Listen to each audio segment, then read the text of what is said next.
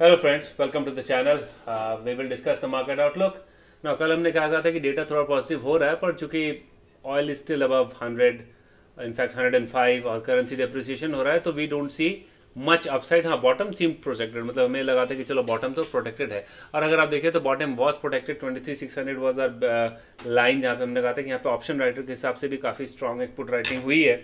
तो we did not expected के market will fall below 23,600 levels. ठीक है, that is how it is and let us discuss for things tomorrow. अब बीच में आपको मैं अपडेट दे दूं।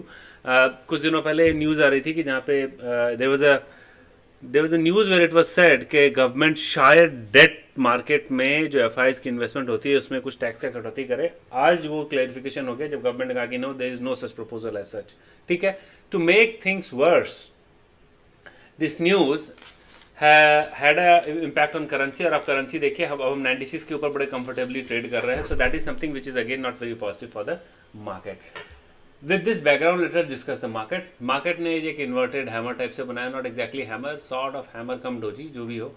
और इसका बंद यहाँ हुआ है। अभी तक तो हमने पहले भी कहा था कि जब तक 23,800 न तोड़े तब तक वी कैन नॉट एक्सपेक्ट के मार्केट ऊपर जाएगा। और नीचे की तरफ we seem that we are to some extent protected at 23,500। ये आज की एक्सपायरी तो चली गई, अभी हमारे पास मंथली एक्सपायरी बच रही है। मंथली एक्सपायरी में हमें क्या देखने को मिलेगा? मंथली एक्सपायरी में हमें वॉलेटिलिटी देखने को मिलेगी। मंथली एक्सपायरी में हमारे जब तक कोई कंस्ट्रक्टिव न्यूज़ ना आ जाए, हमारे पास एक निगेटिव बायस देखने को मिलेगा।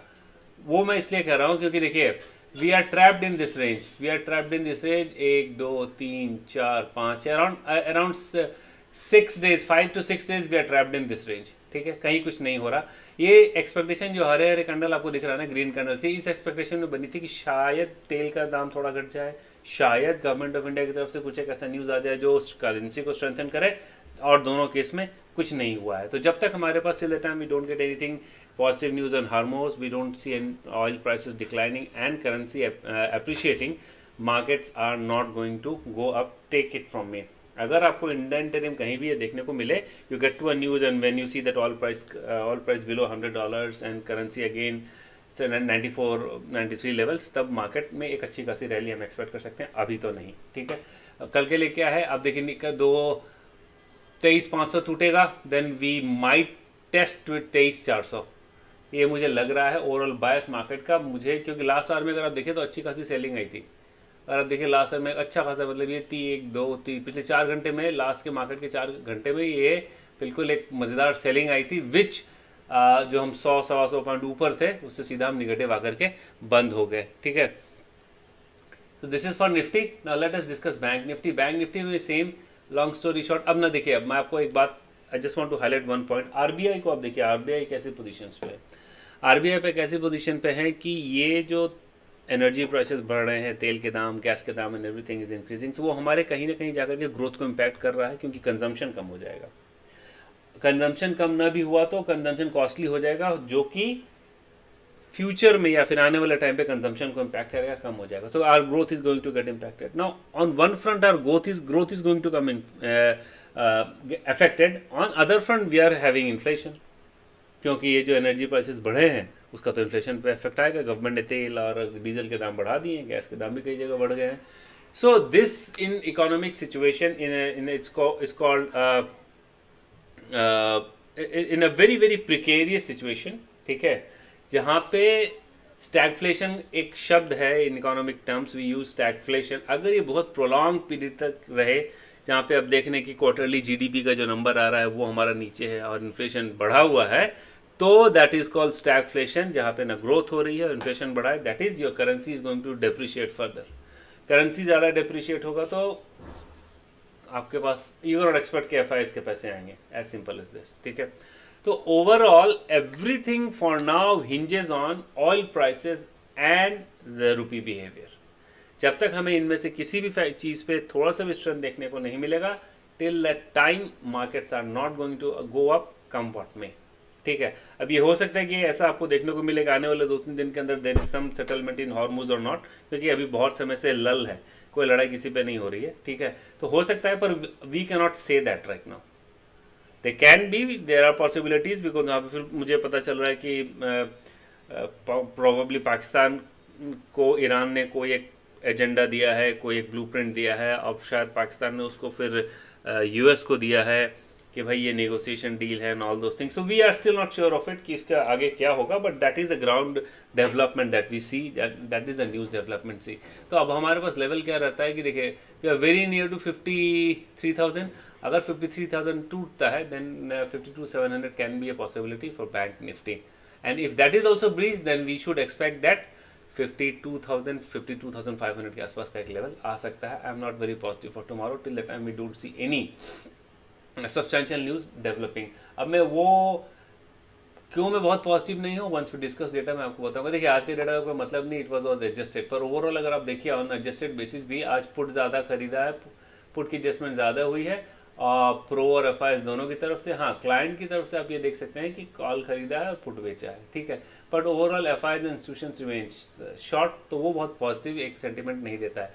सेकंड, मैंने देखा कि ये 2-3 दिन से आप देख रहे थे एफ के शॉर्ट्स तो कम हो रहे थे, पर आज फिर से शॉर्ट्स बढ़ गए. Now this is something which is not very healthy.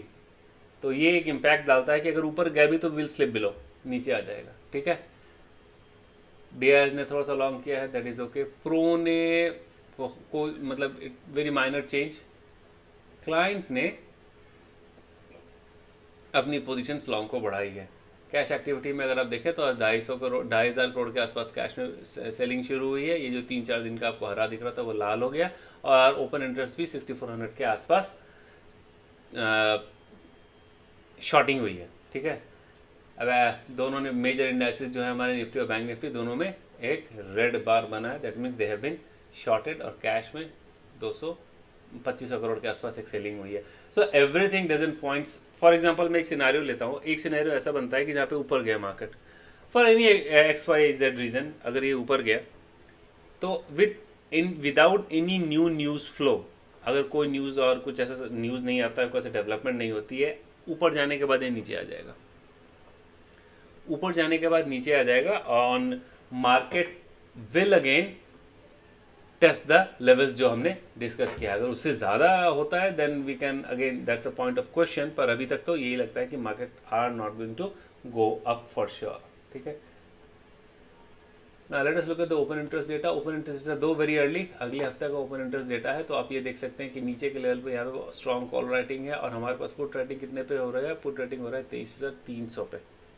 अगर 23,300 टूटा, 23,500 पे एक नेक टू नेक है, मतलब कॉल पुट राइटिंग थोड़ी सी ज़्यादा पर कॉल राइटर भी है. उसके बाद सीधा हमारे पास 23,300 का लेवल एक बन रहा है. ऊपर के लेवल पे आपको मतलब you'll see lot of call writing. ये आपको मंथ एंड एक्सपायरी है, तो यहाँ पे समझ लीजिए एक मेजर हर्डल है आपके पास 23,700, और 24,000 एक इम्पॉर्टेंट हर्डल है, ठीक है. अगर ये 23,700, मुझे ऐसा लगता है फील कि बाय एनी चांस 23,700 चला भी गया without any news, it can be मतलब बी अ शॉर्टिंग अपॉर्चुनिटी, अगर हमारे पास कोई न्यूज़ नहीं आए तो. Simultaneously let us look at the other factors that we track. यहाँ पे देखिए तेल में कोई नरमी नहीं आई है, and your currency is at all time, बाप रे बाप, इट्स प्रिटी हॉरेंडस. अगर आप यहाँ पे देखें ना, मतलब मुझे तो लगता है कि कहीं हम 98, 99, 100 के आसपास में चले जाए. सीधा एक बुलिश इनगल्फिंग, बुलिश मारूबुजू बन रहा है, और तेल बिल्कुल आपका ऊपर की तरफ ही है. इस जोन पे जो कंसोलिडेट किया उसको नीचे जा ही नहीं रहा. See these are not good indications for the market, right. जब तक हमारे पास कोई वॉर को रिलेटेड, तेल के रिलेटेड कोई क्लैरिटी नहीं आती. I don't know for what joy, who is benefiting it. Iran is trying to cast कि भाई हम कुछ एक फीस लगा देंगे and then we are going to allow the ships to pass and all those things. It's like, मतलब ऐसा लगता है जैसे कि आप एक तरीके का रैंसम ले रहे हैं. आप एक तरीके का मतलब कि भाई आप हमारे पास से गुजरे तो हमें पैसा देना पड़ेगा. That is not. आपको अमेरिका ने अगर आपके साथ लड़ाई की है, not that war is good, but more than that war, this charging of money, toll money, where sort of you are charging some money to pass through a toll, is something which is not very sensible. I mean, I don't accept this to be a very sensible development. But anyway, whatsoever it be, war at the very first, it should not have initiated, but let it be. It's not point of our discussion. Overall sentiment remains negative. Till the time we don't see any level breaching 23,800. Bear in mind one thing very important. अगर आपको ऊपर की तरफ लग भी रहा है, I'll show you one thing. A very okay. We'll probably also publish a new video there, how to trade or how to manage trade and all those things. We will do that. But अभी तक के लिए जो sentiment है that is negative and it is not very optimistic for us to say that we can create longs here. But try and look for opportunity where you can short till the time there is no development, they positive development. अगर आप यहाँ पे डाओ भी देखें ना, डाओ भी 250 point गिरा हुआ है, though there is some retracement from the bottom, but ये भी 250 पॉइंट गिरा हुआ है. That is again not very good. साथ में let us look at gift Nifty.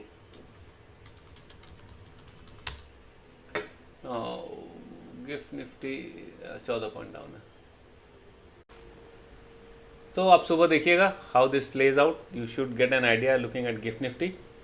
But anyway, levels we have already discussed. That is how things are. Thanks for watching. See you tomorrow. Take care. Bye.